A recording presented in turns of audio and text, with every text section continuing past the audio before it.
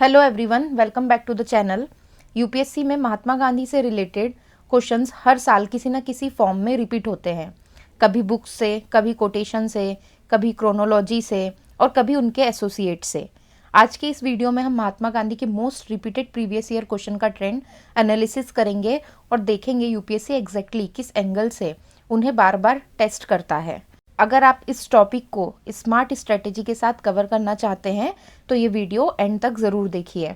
तो चलिए शुरू करते हैं। सबसे पहला क्वेश्चन है, in India the first major public appearance of Mahatma Gandhi was in. इस क्वेश्चन का करेक्ट आंसर है C, inauguration of Banaras Hindu university. देखिए, जब महात्मा गांधी साउथ अफ्रीका से 1915 में इंडिया वापस आए तब उन्होंने तुरंत मास मूवमेंट स्टार्ट नहीं किया। पहले उन्होंने इंडियन पॉलिटिकल सिचुएशन को समझा, ऑब्जर्व किया और ग्रास रूट्स लेवल पर स्टडी की। उनका पहला मेजर पब्लिक अपीयरेंस एक पॉलिटिकल मूवमेंट नहीं था, बल्कि एक पब्लिक स्पीच थी जो उन्होंने बनारस हिंदू यूनिवर्सिटी के इनॉग्रेशन सेरेमनी में फरवरी 1960 में दिया। ये इवेंट प्रिसाइड कर रहे थे मदन मोहन मालवीय और उस फंक्शन में कई राजा महाराजा और ब्रिटिश ऑफिशियल्स मौजूद थे।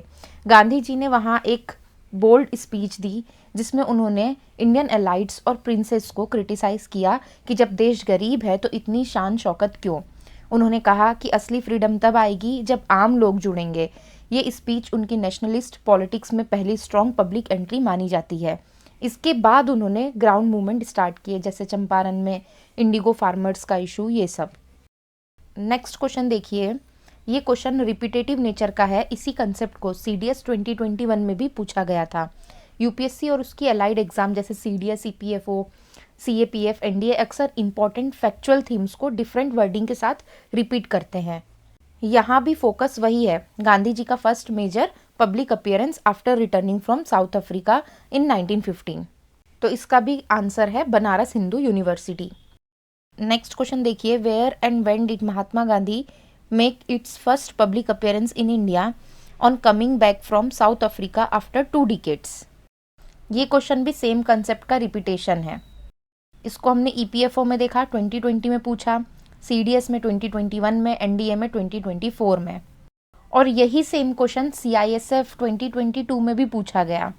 क्वेश्चन की आप वर्डिंग देख सकते हैं, Gandhi ji first major public appearance in India happening in which of the following cities.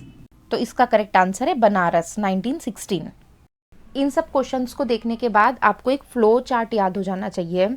जैसे 1915 में गांधी जी साउथ अफ्रीका से रिटर्न आए, 1916 में BHU में स्पीच दी, 1917 में चंपारण हुआ, 1918 में खेड़ा और अहमदाबाद, 1919 में राउलेट एक्ट।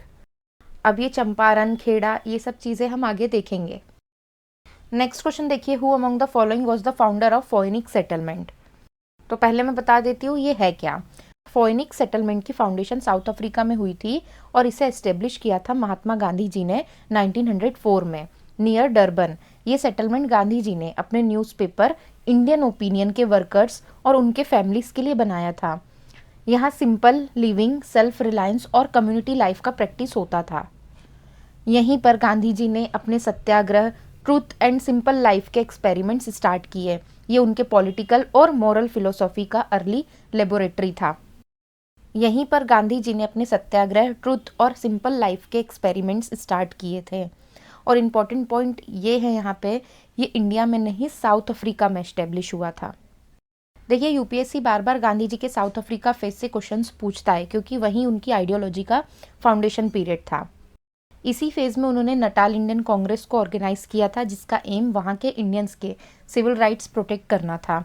इसी पीरियड में उन्होंने टॉलस्टॉय फार्म भी एस्टेब्लिश किया था जो एक और कम्युनिटी एक्सपेरिमेंट था based on equality and cooperative living. Next question है, who among the following is the author of Gandhi as Mahatma. इसका करेक्ट आंसर है बी, शाहिद आमीन। गांधी एज अ महात्मा एक इम्पॉर्टेंट हिस्टोरिकल ऐसे है जिसे लिखा था शाहिद आमीन ने। ये ऐसे गांधी जी के इमेज फॉर्मेशन पर फोकस करता है, कैसे एक लोकल पॉलिटिकल लीडर धीरे धीरे महात्मा के रूप में पब्लिक इमेजिनेशन में स्टैब्लिश हुआ। शाहिद आमीन एक हिस्टोरियन है। उन्होंने स्पेशली चौरी चौरा इंसिडेंट और गांधी के मास परसेप्शन पर काम किया। इसमें पहला ऑप्शन दिया है महादेव देसाई। ये गांधी जी के पर्सनल सेक्रेटरी थे और उन्होंने गांधी जी की डायरी और राइटिंग्स को डॉक्यूमेंट किया। थर्ड ऑप्शन इसमें दिया है लुइस फिशर। इन्होंने गांधी जी पर famous biography the life of Mahatma Gandhi लिखी थी। लास्ट ऑप्शन दिया इसमें डेविड आर्नोल्ड।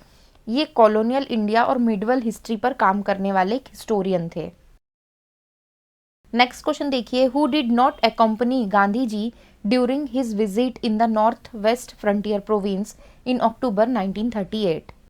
इसका करेक्ट आंसर है सी, जवाहरलाल नेहरू। देखिए, अक्टूबर 1938 में महात्मा गांधी जी ने नॉर्थ वेस्ट फ्रंटियर प्रोविंस, आज के खैबर पख्तून में विजिट किया था। ये विजिट स्पेशली वहाँ के नॉन वायलेंट मूवमेंट और खुदाई खिदमतगार्स मूवमेंट को सपोर्ट करने के लिए था। वहाँ उनके सबसे क्लोज एसोसिएट खान अब्दुल गफ़ार खान, जिन्हें फ्रंटियर गांधी भी कहा जाता है, वो खुदाई खिदमतगार मूवमेंट के लीडर थे और गांधी जी के नॉन वायलेंस के स्ट्रॉन्ग सपोर्टर थे। इस विजिट के दौरान गांधी जी के साथ सुशीला नायर और अमतुस सलाम भी थे, लेकिन जवाहरलाल नेहरू इस स्पेसिफिक अक्टूबर विजिट में उनके साथ नहीं थे। नेक्स्ट क्वेश्चन देखिए, who among the following is associated with songs from prison, a translation of ancient Indian religious lyrics in English. तो देखिए, सॉन्ग्स ऑफ प्रिजन का संबंध मोहनदास करमचंद गांधी जी से है। ये उनके द्वारा की गई रिलीजियस हाइम्स और भजन्स की इंग्लिश ट्रांसलेशन से रिलेटेड है, जो उन्होंने जेल में रहकर किए थे। गांधी जी जब जेल में थे तब उन्होंने अपना समय स्पिरिचुअल रीडिंग और ट्रांसलेशन में लगाया। उन्होंने गुजराती और संस्कृत डिवोशनल हाइम्स को इंग्लिश में ट्रांसलेट किया ताकि वाइडर ऑडियंस उनका स्पिरिचुअल मैसेज समझ सके। ये उनके स्पिरिचुअल नेशनलिस्ट पर्सनालिटी को रिफ्लेक्ट करता है। एग्जाम एंगल से ये गांधी जी के इंटेलेक्चुअल और लिटरेरी कंट्रीब्यूशन से रिलेटेड क्वेश्चन है। सिर्फ पॉलिटिकल मूवमेंट्स ही नहीं, बल्कि उनके राइटिंग्स और ट्रांसलेशंस भी इम्पोर्टेंट है। अगर हम बाकी ऑप्शंस को देखें, पहला दिया है बाल गंगाधर तिलक। इन्होंने गीता रहस्य लिखा था, जो भगवत गीता की इंटरप्रिटेशन थी। दूसरा ऑप्शन दिया है जवाहरलाल नेहरू। तो जवाहरलाल नेहरू ने डिस्कवरी ऑफ इंडिया और ग्लिम्सेस ऑफ वर्ल्ड हिस्ट्री लिखी थी। लास्ट ऑप्शन दिया इसमें सरोजनी नायडू। ये एक फेमस पोएट थी जिसे नाइटिंगेल ऑफ इंडिया कहा जाता है। नेक्स्ट क्वेश्चन देखिए, who among the following has authored the book Hind Swaraj. Hind Swaraj को महात्मा गांधी ने 1909 में लिखा था, जब वो साउथ अफ्रीका से लंदन और वापस इंडिया के सफ़र पर थे। ये किताब उन्होंने सिर्फ 10 दिन में गुजराती में लिखी। इसका कंटेक्स्ट बहुत इंपॉर्टेंट है, क्योंकि उस समय इंडियन फ्रीडम स्ट्रगल में एक्सट्रीमिस्ट और मॉडरेट अप्रोचेस का डिबेट चल रहा था और कई लोग ब्रिटिश रूल को वॉलेंट रिवॉल्यूशन से ख़त्म करना चाहते थे। गांधी जी को लगा कि अगर सिर्फ ब्रिटिश को हटा दिया और उनकी जगह इंडियन रूलर्स आ गए, लेकिन सिस्टम वही वेस्टर्न इंडस्ट्रियल और मटेरियलिस्टिक रहा, तो रियल फ्रीडम नहीं मिलेगी। इसी थॉट को क्लैरिफाई करने के लिए उन्होंने हिंद स्वराज लिखी। इस बुक में गांधी जी ने मॉडर्न वेस्टर्न सिविलाइजेशन को शार्पली क्रिटिसाइज किया और कहा कि एक्सेसिव इंडस्ट्रियलाइजेशन, मशीनरी और ब्लाइंड मटेरियल प्रोग्रेस इंसान को मोरली वीक बना देती है। उन्होंने स्वराज का मतलब सिर्फ पॉलिटिकल इंडिपेंडेंस नहीं बताया, बल्कि सेल्फ कंट्रोल, मोरल डिसिप्लिन और सेल्फ रिलायंस को रियल स्वराज कहा। बुक डायलॉग फॉर्मेट में है, जहां एक रीडर मॉरल आइडियाज़ को डिफेंड करता है और एडिटर यानी गांधी जी उन्हें लॉजिकली चैलेंज करते हैं।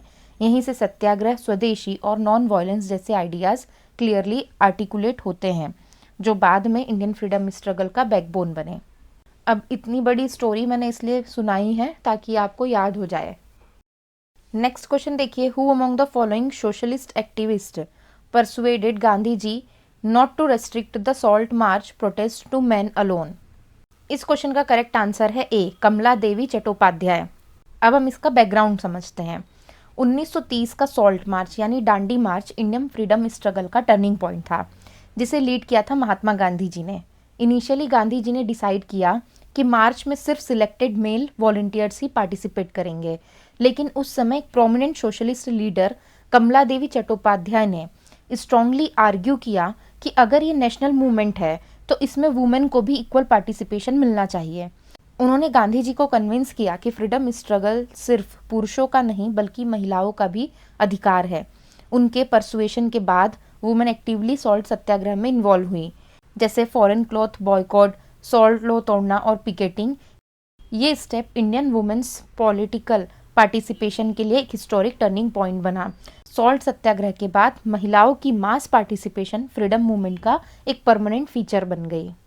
हम बाकी के ऑप्शन भी देख लेते हैं। दूसरा दिया है सरोजनी नायडू, तो ये सॉल्ट मार्च के दौरान एक्टिव थी और दांडी के बाद गांधी जी के अरेस्ट होने पर उन्होंने लीडरशिप भी संभाली थी। थर्ड ऑप्शन दिया इसमें मातंगिनी हजरा, ये क्विट इंडिया मूवमेंट यानी 1942 के दौरान फेमस हुई थी। लास्ट ऑप्शन दिया है मिथुबेन, ये सॉल्ट सत्याग्रह में एक्टिव पार्टिसिपेंट थी और वुमेन मोबिलाइजेशन में इनका रोल था। नेक्स्ट क्वेश्चन देखिए, the social ideals of Mahatma Gandhi were put forth in. इसका करेक्ट आंसर है ए, हिंद स्वराज। हिंद स्वराज में ही महात्मा गांधी ने अपने सोशल, पॉलिटिकल और मोरल आइडियल सबसे पहले सिस्टमेटिकली प्रेजेंट किए। ये चीज़ मैंने पहले के क्वेश्चन में भी समझा दी है, बट क्वेश्चन की वर्डिंग एग्जैक्ट ये नहीं थी। ये बुक 1909 में लिखी गई थी जब Gandhi ji South Africa phase में थे। इसमें उन्होंने मॉडर्न वेस्टर्न सिविलाइजेशन की क्रिटिसिज्म की और कहा कि ट्रू स्वराज सिर्फ ब्रिटिश रूल खत्म करने से नहीं मिलेगा, बल्कि self discipline, swadeshi, moral reform और सिंपल लिविंग से मिलेगा। नेक्स्ट क्वेश्चन देखिए, the famous statement the weak can never forgive, forgiveness is the attribute of the strong is given by. ये कोड बेस्ड क्वेश्चन है और इसके रिगार्डिंग एक वीडियो मैंने ऑलरेडी पहले बना रखी है, जिसका लिंक आपको डिस्क्रिप्शन में मिल जाएगा। वहाँ सभी फेमस पर्सनालिटी के कोट दिए गए हैं। तो हम इस कोटेशन की बात कर रहे थे, ये महात्मा गांधी जी का है। ये लाइन गांधी जी के नॉन वायलेंस, अहिंसा और मोरल स्ट्रेंथ के फिलोसॉफी को रिफ्लेक्ट करती है। गांधी जी के अकॉर्डिंग फॉरगिवनेस वीकनेस का साइन नहीं होता, बल्कि इनर स्ट्रेंथ और मोरल करेज का प्रूफ होता है। उनका मानना था कि वॉयलेंस का जवाब वॉयलेंस से देना आसान है, लेकिन माफ़ करना और सत्याग्रह के थ्रू लड़ना सिर्फ वही कर सकता है जो मेंटली और मोरली स्ट्रांग हो। ये आइडिया उनके साउथ अफ्रीका फेज और बाद में इंडियन फ्रीडम स्ट्रगल दोनों में क्लियरली दिखता है, जहां उन्होंने रिवेंज के बजाय ट्रूथ और नॉन वायलेंस का पाथ चूज किया। नेक्स्ट क्वेश्चन देखिए, it has reduced us politically to serfdom, it has shaped the foundation of our culture, it has degraded us spiritually. This was Mahatma Gandhi's complaining of the ill effect on Indians of which actions policy of the colonial government. इसका correct answer है ए, salt tax. ये statement Mahatma Gandhi ने British colonial rule के salt tax के context में दिया था। गांधी जी के लिए सॉल्ट सिर्फ एक कमोडिटी नहीं था, बल्कि एक बेसिक नेसेसिटी थी जो हर इंसान, गरीब से गरीब आदमी यूज़ करता है। ब्रिटिश गवर्नमेंट ने नमक पर टैक्स लगाकर आम जनता को इकोनॉमिक एक्सप्लॉयटेशन का शिकार बनाया। गांधी जी का मानना था कि ये टैक्स इंडियंस को पॉलिटिकली डिपेंडेंट, कल्चरली वीक और स्पिरिचुअली डिग्रेडेड बना रहा है, क्योंकि लोग अपनी बेसिक ज़रूरत भी खुद से पूरी नहीं कर सकते थे। इसी इनजस्टिस के खिलाफ उन्होंने 1930 में दांडी मार्च स्टार्ट किया, जिसे सॉल्ट सत्याग्रह भी कहा जाता है। उनके लिए सॉल्ट टैक्स ब्रिटिश ऑपरेशन का सिंबल बन गया था, एक ऐसा कानून जो सीधा आम आदमी को इफेक्ट करता था। नेक्स्ट क्वेश्चन देखिए, who among the following was the author of Hind Swaraj. ये रिपीट किया हुआ क्वेश्चन ही है और इसका करेक्ट आंसर है महात्मा गांधी। नेक्स्ट क्वेश्चन देखिए, where and when did Mahatma Gandhi first use his method of hunger strike to achieve a desired goal. इसका करेक्ट आंसर है C, at Ahmedabad in year 1918। Mahatma Gandhi ji ने पहली बार अपना हंगर स्ट्राइक का मेथड 1918 में अहमदाबाद मिल स्ट्राइक के दौरान यूज़ किया था। ये स्ट्राइक टेक्सटाइल मिल वर्कर्स और मिल ओनर्स के बीच बोनस और वेज इंक्रीज के इशू पर था। जब नेगोशिएशन डेडलॉक में आ गया और वर्कर्स की यूनिटी टूटने लगी, तब गांधी जी ने मॉरल प्रेशर क्रिएट करने के लिए फास्ट अनटू डेथ अनाउंस किया। उनका एम किसी को फोर्स करना नहीं था, बल्कि दोनों साइड्स को अपनी कंसाइंस के थ्रू डिसीजन लेने पर मजबूर करना था। इस फास्ट का स्ट्रॉन्ग साइकोलॉजिकल इम्पैक्ट हुआ और मिल ऑनर्स ने कॉम्प्रोमाइज़ एक्सेप्ट कर लिया। ये इवेंट गांधी जी के नॉन वॉयलेंट रेजिस्टेंस के टूल में हंगर स्ट्राइक को एक पावरफुल मॉरल वेपन के रूप में इस्टेब्लिश करता है। इसके बाद उन्होंने फ्यूचर मूवमेंट्स में भी फास्टिंग का यूज़ किया, जैसे कम्युनल हार्मोनी के लिए और पॉलिटिकल नेगोशिएशन के दौरान। नेक्स्ट क्वेश्चन देखिए, which among the following was not a demand of Mahatma Gandhi to the government as a condition of settlement before he launched the non cooperation movement. इस question का पहले हम बैकग्राउंड समझ लेते हैं। देखिए 1919 से 1920 का पीरियड इंडियन फ्रीडम स्ट्रगल का इमोशनल और पॉलिटिकल टर्निंग पॉइंट था। इससे पहले कांग्रेस ज़्यादातर कॉन्स्टिट्यूशनल मेथड फॉलो करती थी, जैसे पेटिशन, रिजोल्यूशन, रिफॉर्म की डिमांड। लेकिन 1919 के बाद सिचुएशन कम्प्लीटली चेंज हो गई। ब्रिटिश गवर्नमेंट ने वर्ल्ड वॉर वन के बाद इंडियंस को रिफॉर्म देने का प्रॉमिस किया था, क्योंकि इंडियंस ने वॉर में सपोर्ट दिया था। लोगों को एक्सपेक्टेशन थी कि अब पॉलिटिकल फ्रीडम और सिविल राइट्स मिलेंगे, लेकिन हुआ इसका उल्टा। सबसे पहले आया राउलेट एक्ट 1919। पहली स्टेटमेंट में यही दिया गया है। इसी एक्ट ने गवर्नमेंट को एक्स्ट्रा ऑर्डिनरी पावर्स दी, जैसे बिना ट्रायल अरेस्ट, प्रेस पर रेस्ट्रिक्शंस और इंडेफिनाइट डिटेंशन। इससे इंडियंस को लगा कि ब्रिटिश उन्हें पॉलिटिकल राइट्स देने के बजाय उनके फ्रीडम्स और दबा रहे हैं। गांधी जी ने इसे ब्लैक एक्ट कहा और इसके खिलाफ राउलेट सत्याग्रह लॉन्च किया। यहाँ से उनका मास पॉलिटिक्स का फेज स्टार्ट होता है। फिर आया अप्रैल 1919 का सबसे पेनफुल इवेंट, पंजाब में Jallianwala Bagh massacre. Peaceful gathering पर जनरल डायर ने बिना वार्निंग फायरिंग कर दी। बहुत सारे लोग मारे गए। इस इंसिडेंट ने गांधी जी को हिलाकर रख दिया। उन्होंने पहले ब्रिटिश जस्टिस पर ट्रस्ट रखा था, लेकिन अब उनका बिलीफ टूट गया। उन्होंने कहा कि जो गवर्नमेंट अपनी प्रजा के साथ ऐसा करे, उसके साथ कॉपरेशन मॉरली गलत है। इसी टाइम एक और इंटरनेशनल इशू भी चल रहा था, खिलाफत इशू। वर्ल्ड वॉर वन के बाद टर्की को हार्श पीस टर्म्स दिए गए और सुल्तान यानी खलीफा को, जो मुस्लिम के रिलीजियस हेड माने जाते थे, उसकी पावर ख़त्म कर दी गई। इंडियन मुस्लिम्स अपसेट थे, तो गांधी जी ने इसको सपोर्ट किया, क्योंकि उन्हें लगा कि इससे हिंदू मुस्लिम यूनिटी स्ट्रांग होगी और नेशनल मूवमेंट को मास सपोर्ट मिलेगा। तो अब गांधी जी के सामने 3 क्लियर इनजस्टिस थे। सिविल लिबर्टीज़ का वॉयलेशन यानी राउलेट एक्ट, स्टेट ब्रूटैलिटी यानी पंजाब एट्रोसिटीज़, और रिलीजियस इनजस्टिस यानी खिलाफत इशू। उन्होंने ब्रिटिश गवर्नमेंट को एक मॉरल अल्टीमेटम दिया कि अगर इन गलतियों को सुधारा नहीं गया तो वो नॉन कॉपरेशन मूवमेंट स्टार्ट करेंगे। ये मूवमेंट का आइडिया सिंपल था, अगर गवर्नमेंट अनजस्ट है तो उसके साथ कॉपरेशन करना भी गलत है। इसलिए title, honours, school, courts, council सबका बॉयकॉट किया जाएगा। यहाँ हमें ये समझना इम्पॉर्टेंट है कि गांधी जी का फोकस कॉन्स्टिट्यूशनल रिफॉर्म इम्प्रूव करना नहीं था। वो मॉन्टेग्यू चेम्सफोर्ड रिफॉर्म या गवर्नमेंट ऑफ इंडिया एक्ट 1919 के बेटर वर्जन की डिमांड नहीं कर रहे थे। उनका मूवमेंट रिफॉर्म बेस्ड नहीं बल्कि मॉरल रेजिस्टेंस बेस्ड था। इसलिए इस क्वेश्चन का करेक्ट आंसर है डी, क्योंकि क्वेश्चन में पूछा था कौन सी डिमांड नहीं थी। नेक्स्ट क्वेश्चन देखिए, महात्मा गांधीज हिंद स्वराज इज एसेंशियली। तो हिंद स्वराज के बारे में मैंने पहले ही डिटेल में बता दिया है, फिर से एक बार बता रही हूँ ताकि आप लोगों को याद हो जाए। इसका करेक्ट आंसर है A, a critique of western modernity.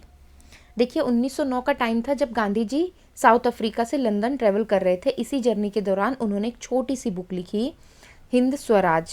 ये बुक उन्होंने गुजराती में लिखी थी और बाद में इंग्लिश में ट्रांसलेट हुई। अब इम्पॉर्टेंट बात समझो, ये बुक सिर्फ ब्रिटिश रूल के खिलाफ नहीं थी। गांधी जी का मेन टारगेट था वेस्टर्न सिविलाइजेशन का मॉडल। उन्होंने कहा कि प्रॉब्लम सिर्फ ब्रिटिश लोग नहीं है, प्रॉब्लम उनकी सिविलाइजेशन का मॉडल है, जो मशीन बेस्ड, मटेरियलिस्टिक, इंडस्ट्रियल और कंज्यूमरिज्म पर बेस्ड है। गांधी जी के हिसाब से वेस्टर्न मॉडर्निटी इंसान को मोरली वीक बना रही है। रेलवे, लॉयर्स, डॉक्टर्स, इन सब इंस्टीट्यूशन को भी उन्होंने क्रिटिसाइज़ किया। उनका मानना था कि अगर ब्रिटिश चले भी जाएं लेकिन हम उनका वेस्टर्न मॉडल अडॉप्ट कर लें तो असली स्वराज नहीं मिलेगा। इसलिए उन्होंने स्वराज को पॉलिटिकल इंडिपेंडेंस नहीं बल्कि self rule at moral and civilisation level बताया। उन्होंने इंडियन सिविलाइजेशन को सुपीरियर बताया, जो simplicity, self reliant, village economy और एथिकल लाइफ पर बेस्ड थी। ये बुक बेसिकली एक वार्निंग थी, अगर India blindly western path follow करेगा तो वो अपनी सोल खो देगा। नेक्स्ट क्वेश्चन देखिए, identify using the code given below the nationalist leader who was sentenced in the words outline below. The fact that in the eye of millions of your countrymen you are a great patriot and a great leader, but as a man subject to the law who has by his own admission broken the law, you are subject to 6 year imprisonment. इसका correct answer है B, Mahatma Gandhi. ये incidence 1922 का है। Background समझो पहले। गांधी जी ने 1920 में non cooperation movement start किया था। पूरा देश ब्रिटिश इंस्टीट्यूशन का बॉयकॉट कर रहा था। School, courts, title, foreign cloth सब रिजेक्ट किए जा रहे थे। मूवमेंट का इम्पैक्ट इतना पावरफुल था कि ब्रिटिश गवर्नमेंट टेंशन में आ गई। लेकिन फरवरी 1922 में एक वॉयलेंट इंसिडेंट हुआ चौरी चौरा, गोरखपुर, यूपी में। प्रोटेस्टर्स ने पुलिस स्टेशन जला दिया और पुलिसमैन की डेथ हो गई। गांधी जी ने तुरंत मूवमेंट विड्रॉ कर लिया क्योंकि उनका प्रिंसिपल था नॉन वायलेंस। इसके बाद ब्रिटिश गवर्नमेंट ने गांधी जी को अरेस्ट कर लिया और उनके अगेंस्ट सेडिशन का केस चलाया गया। सेडिशन यानी राजद्रोह। उन पर चार्ज था कि उन्होंने अपने राइटिंग्स और स्पीचेस के थ्रू गवर्नमेंट के खिलाफ हेट्रेड और डिसअफेक्शन स्प्रेड किया है। मार्च 1922 में अहमदाबाद में उनका फेमस ट्रायल हुआ। जज CN ब्रूमफील्ड ने उन्हें सेंटेंस सुनाते वक्त ये हिस्टोरिक वर्ड्स बोले। जज ने कहा कि मिलियंस के लिए आप एक ग्रेट पेट्रियट और लीडर हो, लेकिन लॉ के हिसाब से आपने खुद एडमिट किया है कि आपने लॉ ब्रेक किया, इसलिए आपको 6 साल की सज़ा दी जाती है। सबसे इंटरेस्टिंग बात यह है कि गांधी जी ने कोर्ट में अपनी गिल्ट एक्सेप्ट की और कहा कि अगर ये क्राइम है तो मैं सबसे बड़ा क्रिमिनल हूँ। उन्होंने पनिशमेंट को विलिंगली एक्सेप्ट किया। ये उनके सत्याग्रह और मोरल करेज का पावरफुल एग्जाम्पल था। नेक्स्ट क्वेश्चन देखिए, consider the following events, which one of the following is the correct chronological order of the given events earliest to latest. पहला इसमें दिया launch of non cooperation movement, दूसरा है all India Khilafat conference in Delhi, तीसरा है Rowlatt act, fourth है जलियनवाला बाग incident. तो इसकी क्रोनोलॉजी ऑलरेडी मैंने पहले के क्वेश्चन में डिटेल में बता दी है, तो स्क्रीन को पॉज करो और इसका करेक्ट आंसर आप लोग मुझे बताएंगे कमेंट सेक्शन में। नेक्स्ट क्वेश्चन देखिए, which of the following statement about Mahatma Gandhi's anti untouchability campaign is are correct. पहली स्टेटमेंट है the all India Harijan Sevak Sangh was founded for this purpose. देखिए 1932 का पीरियड गांधी जी के लाइफ का एक मेजर टर्निंग पॉइंट था। ब्रिटिश गवर्नमेंट ने कम्युनल अवार्ड अनाउंस किया जिसमें डिप्रेस्ड क्लासेस के लिए सेपरेट इलेक्टोरेट्स का प्रोविज़न दिया गया था। गांधी जी को लगा कि इससे हिंदू सोसाइटी परमानेंटली डिवाइड हो जाएगी, इसलिए उन्होंने यरवड़ा जेल में fast unto death start किया, जिसका रिजल्ट था पूना पैक्ट 1932। पूना पैक्ट के बाद गांधी जी ने अपना पूरा फोकस सोशल रिफॉर्म पर शिफ्ट कर दिया, स्पेशली अनटचेबिलिटी के खिलाफ स्ट्रगल पर। उन्होंने माना कि पॉलिटिकल इंडिपेंडेंस का कोई अर्थ नहीं है अगर सोसाइटी के अंदर ही सोशल इनइक्वालिटी और डिस्क्रिमिनेशन हो।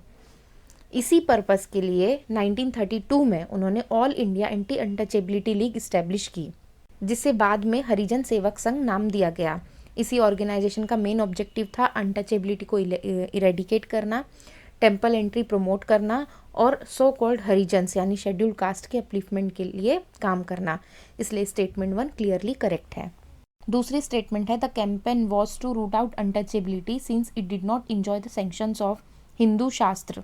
अब हम स्टेटमेंट 2 को समझते हैं। गांधी जी का फर्म बिलीफ था कि अनटचेबिलिटी हिंदू धर्म का एसेंशियल पार्ट नहीं है। उन्होंने बार बार कहा कि हिंदू शास्त्र का असली स्पिरिट इक्वालिटी, कंपैशन और ह्यूमन डिग्निटी पर बेस्ड है। अगर कोई व्याख्या अनटचेबिलिटी को जस्टिफाई करती है तो वो गलत इंटरप्रिटेशन है।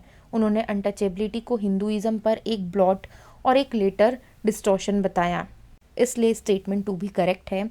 गांधी जी का अप्रोच रिफॉर्मिस्ट था। उन्होंने हिंदू धर्म को रिजेक्ट नहीं किया बल्कि उसको मॉरली प्योरीफाई करने की बात की।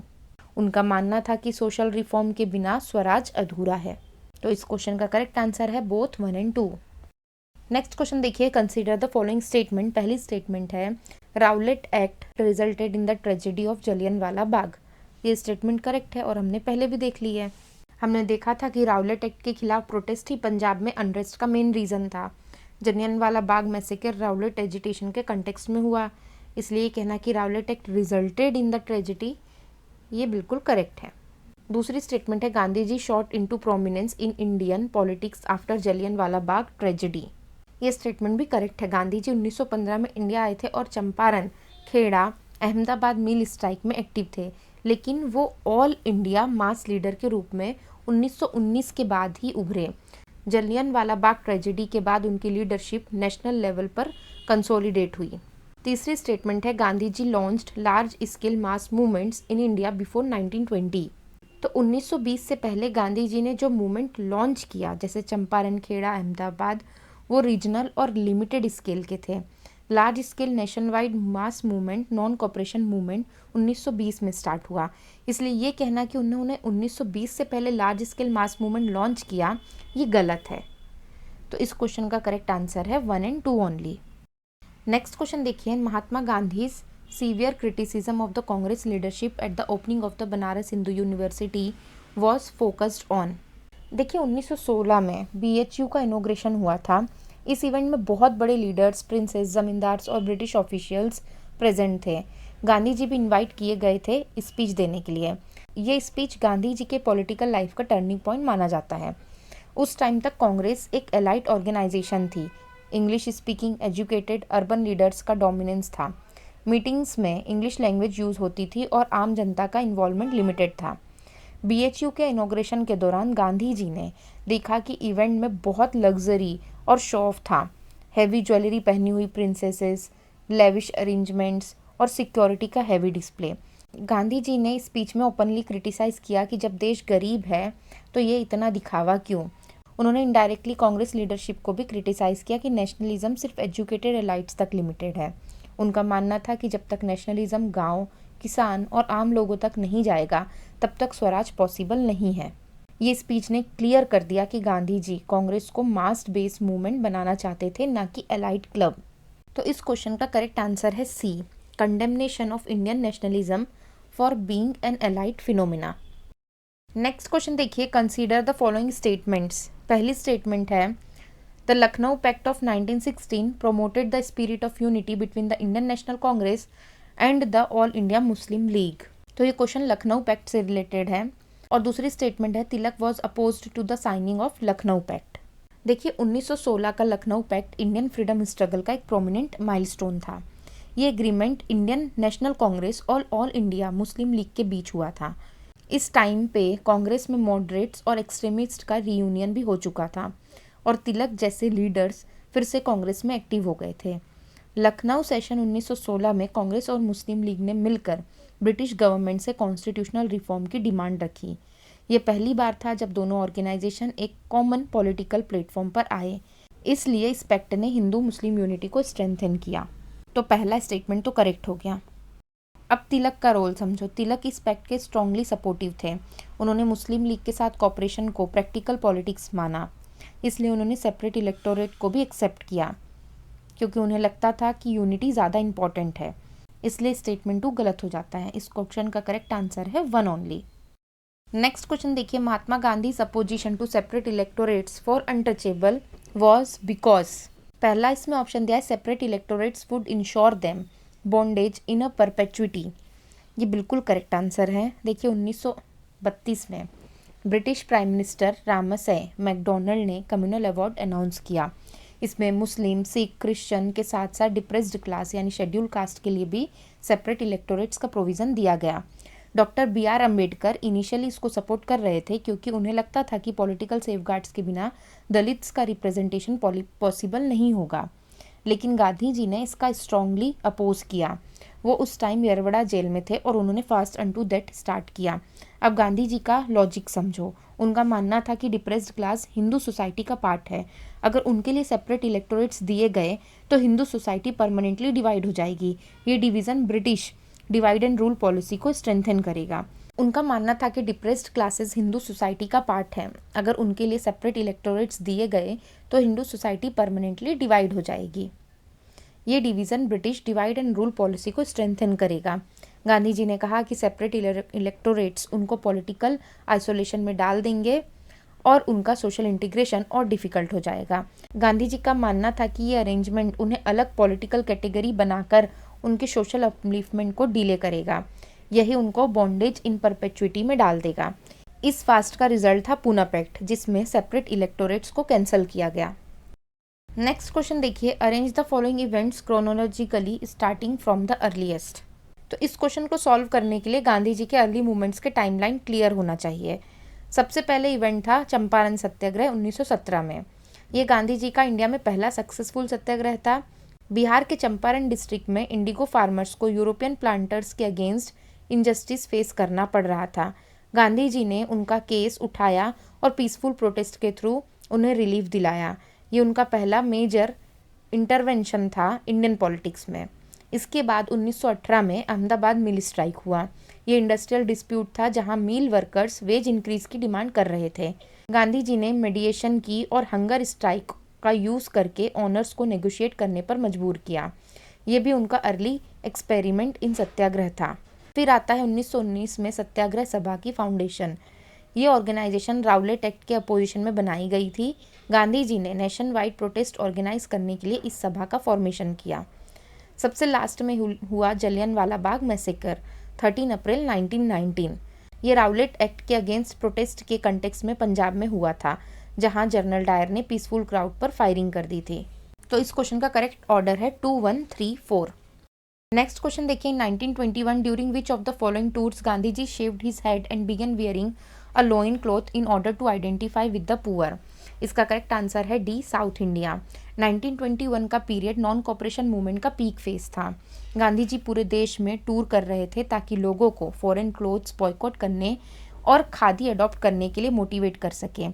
इसी दौरान जब वो south India specially Madurai Tamil Nadu गए, उन्होंने देखा कि वहाँ के गरीब लोग बहुत ही सिंपल कपड़े पहनते हैं। कई लोग सिर्फ एक धोती या छोटा सा कपड़ा पहनते थे क्योंकि उनके पास ज़्यादा रिसोर्सेज नहीं थे। तब उन्होंने डिसाइड किया कि अगर वो सच में गरीबों का नेतृत्व करना चाहते हैं तो उन्हें उनकी तरह जीना होगा। इसी कन्विक्शन के चलते 1921 में मदुरई में उन्होंने अपना हेड शेव किया और सिर्फ एक सिंपल क्लॉथ धोती पहनना शुरू किया। ये सिर्फ एक पर्सनल ड्रेस चेंज नहीं था, बल्कि एक पॉलिटिकल और मोरल स्टेटमेंट था। इस एक्ट के थ्रू गांधी जी ने सिंबॉलिक मैसेज दिया कि फ्रीडम स्ट्रगल सिर्फ एलाइट्स का मूवमेंट नहीं, बल्कि गरीबों का भी आंदोलन है। नेक्स्ट क्वेश्चन देखिए, Gandhi's Harijan campaign sought to. पहली स्टेटमेंट है attack caste system as a whole. दूसरी स्टेटमेंट है open wells, road, temples etcetera to Harijans. तीसरी स्टेटमेंट है encourage social work among Harijans. और इसमें बताना है कौन सी स्टेटमेंट सही है। देखिए, 1932 के पूना पैक्ट के बाद गांधी जी ने हरिजन मूवमेंट स्टार्ट किया। उनका फोकस था अनटचेबिलिटी को ख़त्म करना। गांधी जी दलित्स को हरिजन यानी गॉड के लोग बोलते थे। उनका एम था सोसाइटी में सोशल रिफॉर्म लाना, जैसे टेम्पल्स, वेल्स, रोड सबके लिए ओपन हो।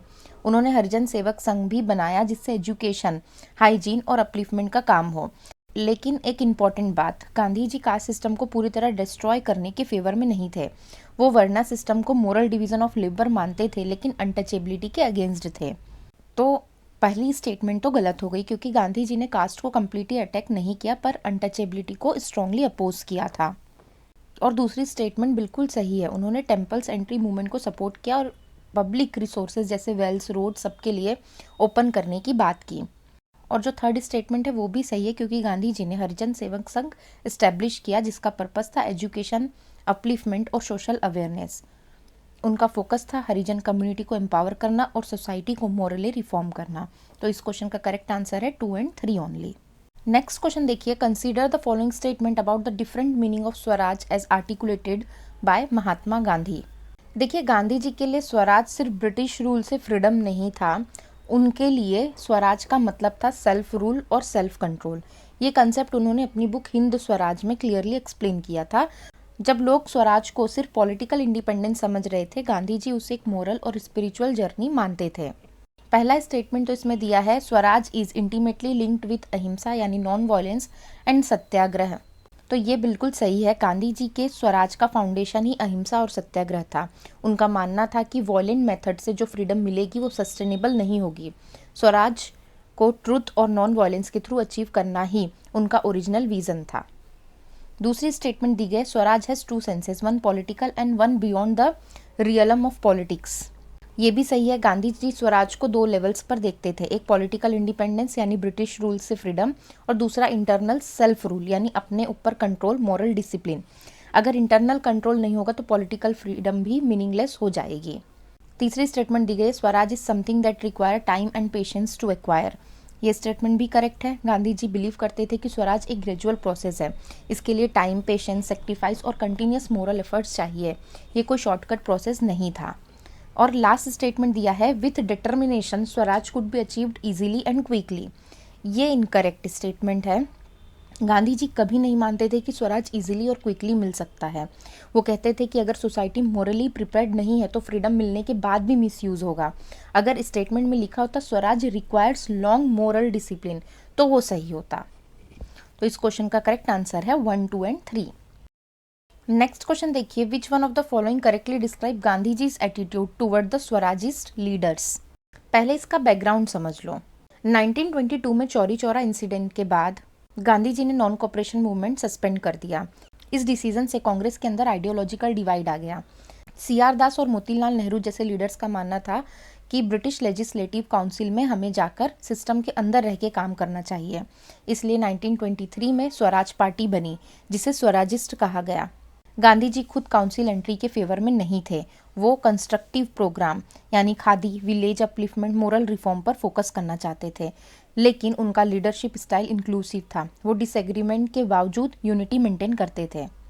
और ये क्वेश्चन गांधी जी के स्वराजिस्ट के प्रति एटीट्यूड को टेस्ट करता है। तो पहली स्टेटमेंट है, he was not oppose to their entry into council. इस स्टेटमेंट में कहा गया है कि गांधी जी उनकी काउंसिल एंट्री के खिलाफ नहीं थे। ये गलत है, क्योंकि गांधी जी पर्सनली काउंसिल एंट्री स्ट्रेटेजी को सपोर्ट नहीं करते थे। उनका मानना था कि ब्रिटिश इंस्टीट्यूशन में जाकर काम करना फ्रीडम स्ट्रगल को डाइल्यूट करेगा। हाँ, उन्होंने स्वराजिस्ट को कांग्रेस से बाहर नहीं निकाला, लेकिन इसका मतलब ये नहीं कि वो उनकी पॉलिसी से एग्री थे। इसलिए ये स्टेटमेंट गांधी जी के एग्जैक्ट स्टैंड को रिफ्लेक्ट नहीं करता, इसलिए ये स्टेटमेंट गलत है। दूसरी स्टेटमेंट है, he had full trust in their bonafides and considered them most valued and respected leaders. इस स्टेटमेंट में ये बताया गया है कि गांधी जी उनकी नीयत पर पूरा भरोसा रखते थे और उन्हें रेस्पेक्टेड लीडर्स मानते थे। ये बिल्कुल सही है। गांधी जी ने कभी भी CR दास और मोतीलाल नेहरू की पेट्रियोटिज्म पर डाउट नहीं किया। स्ट्रेटेजी अलग थी, लेकिन इंटेंशन देश की आज़ादी था। गांधी जी ओपनली कहते थे कि उनकी बोनाफाइड्स पर उन्हें फुल ट्रस्ट है, इसलिए ये करेक्ट स्टेटमेंट है। बाकी की स्टेटमेंट तो गलत है, फिर भी देख लेते हैं। ही was not in a favour of maintaining warm personal relation with them. इस स्टेटमेंट में कहा गया कि गांधी जी पर्सनल रिलेशन मेंटेन करने के फेवर में नहीं थे। ये गलत है। गांधी जी पॉलिटिकल डिफरेंस के बावजूद पर्सनल रिलेशन वार्म रखते थे। फोर्थ स्टेटमेंट है, he was neutral to government's offensive against the Swarajist and did not defend them. इस स्टेटमेंट में ये कहा गया है कि गांधी जी न्यूट्रल रहे जब गवर्नमेंट ने स्वराजिस्ट के अगेंस्ट एक्शन लिया। ये भी गलत है। गांधी जी कांग्रेस यूनिटी के पक्ष में थे और नेशनलिस्ट लीडर्स के खिलाफ ब्रिटिश एक्शन को सपोर्ट नहीं करते थे। वो मॉरल सपोर्ट देते थे और यूनिटी मेंटेन करते थे, इसलिए ये स्टेटमेंट भी इनकरेक्ट है। नेक्स्ट क्वेश्चन देखिए, consider the following statement and identify the author of the statement using the code given below. I shall work for an India in which the poorest shall feel that it is their country in whose making they have an effective voice, and India in which there shall be no high class and low caste of people, and India in which all communities shall live in a perfect harmony। इसका correct answer है B, Mahatma Gandhi. ये quotation Gandhi ji के ideal India के vision को reflect करता है। गांधी जी के लिए स्वराज सिर्फ पॉलिटिकल इंडिपेंडेंस नहीं था, बल्कि सोशल, मॉरल और इकोनॉमिक जस्टिस भी था। वो ऐसे भारत का सपना देखते थे जहां सबसे गरीब आदमी को भी लगे कि देश उसका है। गांधी जी के अंत्योदय और सर्वोदय के कंसेप्ट इसी आइडिया पर बेस्ड थे। उनका फोकस था क्लास डिवीज़न ख़त्म करना, कम्युनल हार्मनी एस्टेब्लिश करना और इक्वालिटी बेस्ड सोसाइटी बनाना। ये विज़न उन्होंने कई स्पीचेस और राइटिंग्स में एक्सप्रेस किया था, स्पेशली कंस्ट्रक्टिव प्रोग्राम और हरिजन अपलिफ्टमेंट के कंटेक्स्ट में। नेक्स्ट क्वेश्चन देखिए, consider the following statement about the linguistic reorganisation of the state. पहली स्टेटमेंट है, Gandhi ji in 1948 had argued for the reorganisation of province on a linguistic basis. इस state में specifically कहा गया कि गांधी जी ने लिंग्विस्टिक बेसिस पर प्रोविंस रीऑर्गेनाइज करने की बात की। ये सही है। गांधी जी लॉन्ग टाइम से लैंग्वेज को डेमोक्रेटिक पार्टिसिपेशन का टूल मानते थे। उनका मानना था कि गवर्नेंस तब इफेक्टिव होगी जब लोग अपनी भाषा में काम कर सकें। इवन 1940s तक भी वो लिंग्विस्टिक प्रोविंसेस के सपोर्टर थे, इसलिए ये स्टेटमेंट करेक्ट है। दूसरी स्टेटमेंट है, the constituent assembly recommended it to be incorporated in the Constitution of India। इस स्टेटमेंट में कहा गया है कि कॉन्स्टिट्यूएंट असेंबली ने लिंग्विस्टिक रीऑर्गेनाइजेशन को कॉन्स्टिट्यूशन में इंक्लूड करने की रिकमेंडेशन दी थी। ये गलत है। कॉन्स्टिट्यूएंट असेंबली ने इमीडिएट लिंग्विस्टिक रीऑर्गेनाइजेशन को अप्रूव नहीं किया। धार कमीशन जो 1948 में बनी और जेवीपी कमिटी ने भी इनिशियली लिंग्विस्टिक स्टेट्स के अगेंस्ट क्वेश्चन दिया था। कॉन्स्टिट्यूशन में डायरेक्टली लिंग्विस्टिक रीऑर्गेनाइजेशन का प्रोविज़न नहीं डाला गया। लेटर पॉलिटिकल डेवलपमेंट्स के बाद 1956 में स्टेट रीऑर्गेनाइजेशन एक्ट के थ्रू इम्प्लीमेंट हुआ, इसलिए ये स्टेटमेंट इनकरेक्ट है। तो इस क्वेश्चन का करेक्ट आंसर है 1 ओनली। नेक्स्ट क्वेश्चन देखिए, consider the following statement about Mahatma Gandhi. देखिए, गांधी जी की आइडियोलॉजी को समझने के लिए उनकी पूरी फिलोसॉफी देखनी पड़ती है। अहिंसा, सत्याग्रह, स्वराज, ट्रस्टीशिप और ग्राम स्वराज। उनके लिए नॉन वायलेंस सिर्फ एक पॉलिटिकल स्ट्रेटेजी नहीं थी, बल्कि एक मॉरल और स्पिरिचुअल प्रिंसिपल था। वो मास मोबिलाइजेशन के सबसे बड़े लीडर थे, लेकिन वायलेंस और हेट्रेड के अगेंस्ट थे।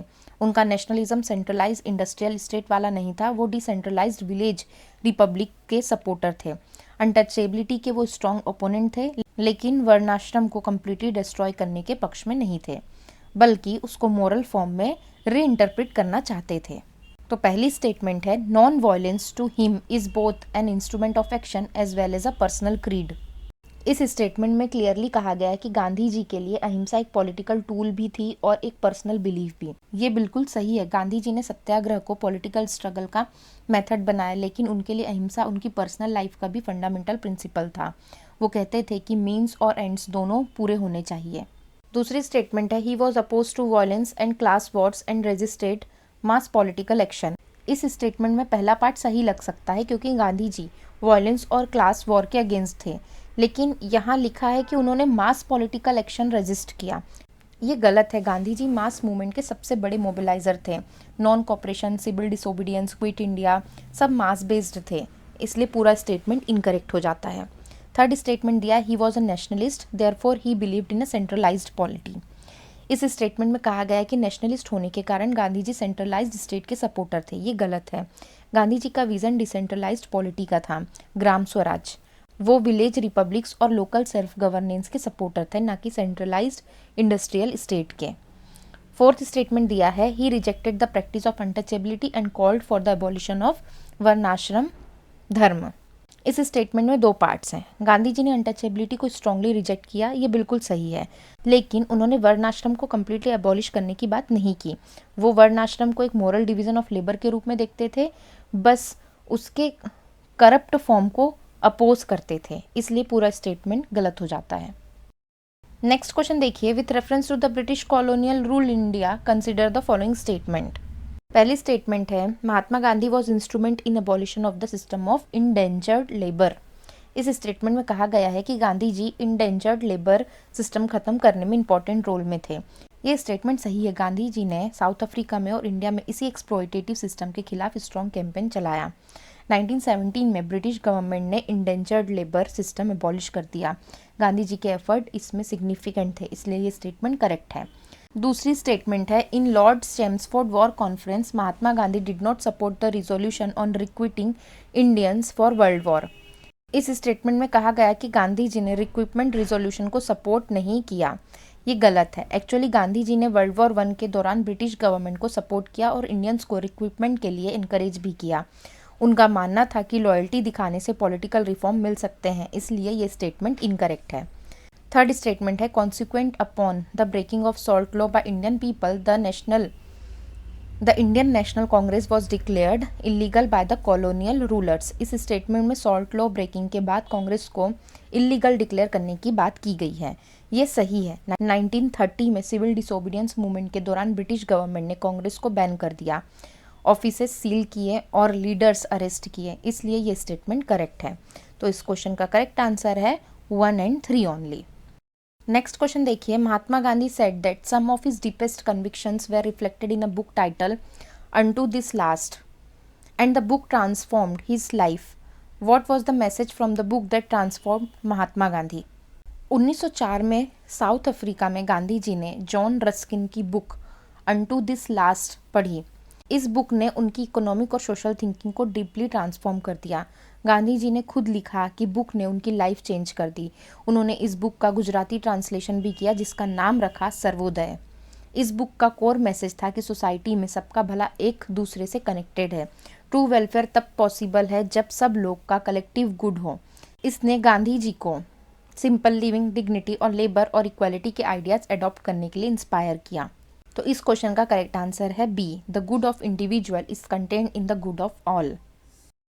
नेक्स्ट क्वेश्चन देखिए, which of the following political method was were incorporated by Mahatma Gandhi.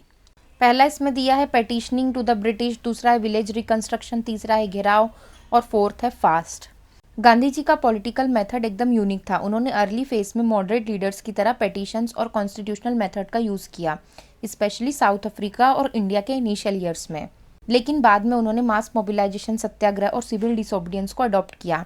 उनकी पॉलिटिक्स सिर्फ प्रोटेस्ट तक लिमिटेड नहीं थी, वो कंस्ट्रक्टिव प्रोग्रामर पर भी इक्वली फोकस करते थे, जैसे village reconstruction, khadi movement, sanitation, education.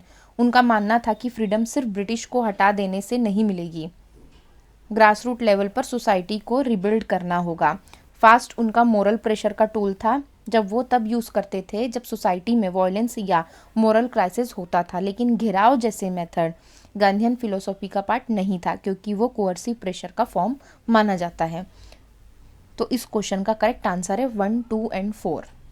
Next question देखिए, which of the following statement about Gandhi ji Hind Swaraj written in 1909 is are true. Hind Swaraj, इससे रिलेटेड हमने कई सारे क्वेश्चंस ऑलरेडी कर लिए हैं, फिर भी हम इसके सारे स्टेटमेंट को देख लेते हैं। पहली स्टेटमेंट है, Hind Swaraj offers a civilisational concept of Indian nation.